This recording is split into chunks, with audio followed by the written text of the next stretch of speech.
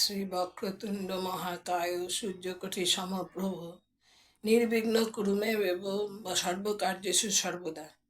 নমস্কার, আজ আমি 7 অফ কাপ এবং 8 অফ কাপ সম্পর্কে বলবো।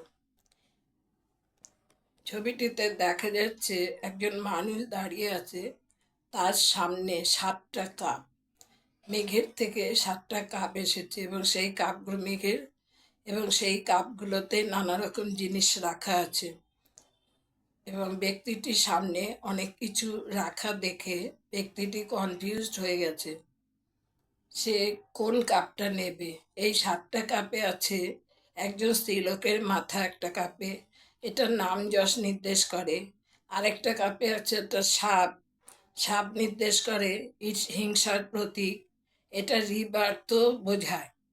কেল্লা হলো বাড়ি নির্দেশ করছে, একটা কাপে ড্রাগনের মূর্তি যা পাওয়ার বোঝাচ্ছে, একটা কাপে মণিমুক্ত যা প্রসপারিটি বোঝাচ্ছে, একটা কাপে মালা যা জয়ের প্রতীক, একটা কাপে সাদা কাপড় দিয়ে কি ঢাকা আছে, ঊর্জা বেরোচ্ছে, এটা অন্তর্জ্ঞান বোঝায়। ব্যক্তিটা কিন্তু কালো পোশাক পরে আছে, এটা ইলিউশন বোঝাচ্ছে। ব্যক্তির সামনে অনেক অপশান আছে, একসাথে এত কিছু পাওয়া সম্ভব নয়। প্রকৃত জ্ঞান লাভ করলে তবেই সে পাবে। Step to step, step by step এগুলো সে অ্যাচিভ করতে পারবে। It indicates many options to choose from, or a decision has to be made. Choices outcome. A different choice has to be made and work with, otherwise the dreams and ideas in your mind will never materialize. এবার 8 of cup সম্পর্কে বলবো।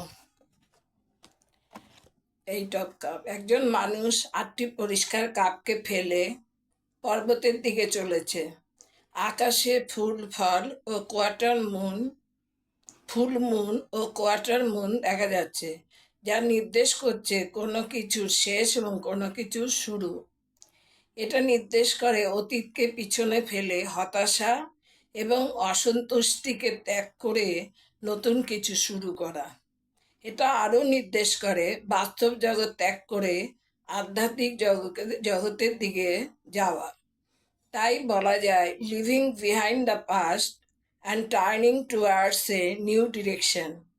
এখানে চাঁদ মনকে বোঝায়, সূর্য বোঝায় অন্তরাত্মাকে। লোকটি মোহমায়া ত্যাগ করে বেরিয়ে যাচ্ছে, সে কাউকে নিপীড়ন করে যাচ্ছে না। গণনার ক্ষেত্রে কার্ড আসলে, কারো সম্পর্কে জানতে চাইলে, রিলেশনশিপের ক্ষেত্রে যদি প্রশ্ন হয়, বলা যায় যে এই ব্যক্তি সংসার ছেড়ে চলে যাবে। বিয়ের ক্ষেত্রে বলা যায় যে যে পাত্রর সাথে বিয়ে ঠিক হচ্ছে তার বিয়েতে ইচ্ছে নেই। এছাড়া 8টা রিটায়ারমেন্টও বোঝায়। আজ এই পর্যন্ত।